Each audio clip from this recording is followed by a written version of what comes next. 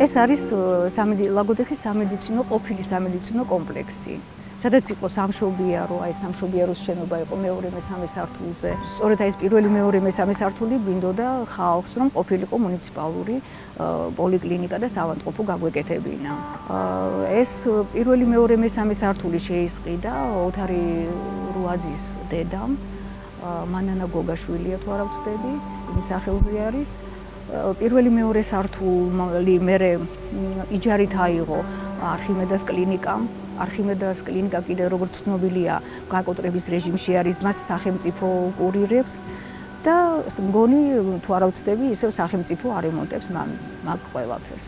ჩვენ ვთხოვდით ხელისუფლებას, რომ ჩვენ არ გვინდა აქციების ჩატარება, აი ვითანამშრომლოთ, ჩამოსულიყო ხელისუფლების წარმომადგენელი ბატონი სერგეენკო ჩამოსულიყო, ძალიან დიდ პატივს ვცემთ ჩვენ ბრწყინვალე მინისტრი ყავს. ვფიქრობდით, რომ აქ რო ჩამოსულიყვნენ და აი ეს ყველაფერი ენახათ, შეხვედროდნენ ხალხს, უფრო გაუგებდით ერთმანეთს. არანაირი პრეტენზია არ აქვს ხელისუფლებისადმი, იმიტომ რომ ისინი ჩვენ გვეხმარებოდნენ და აი რანაირად გაიყიდა ეს უცებ აი ამ მოლაპარაკებაში, ეს უკვე სხვა საკითხი არის.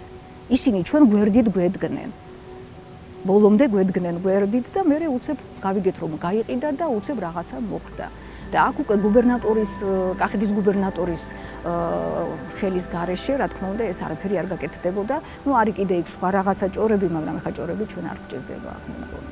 კიდე ვიმეორებ, ამას ჯობია რომ აი ჩამოვიდნენ, შევხვდნენ ხალხს თუ არა საინიციატივო ჯგუფს მაინც შევხვდნენ და აქ მე მგონი ბევრი რამე გაირკვეოდა.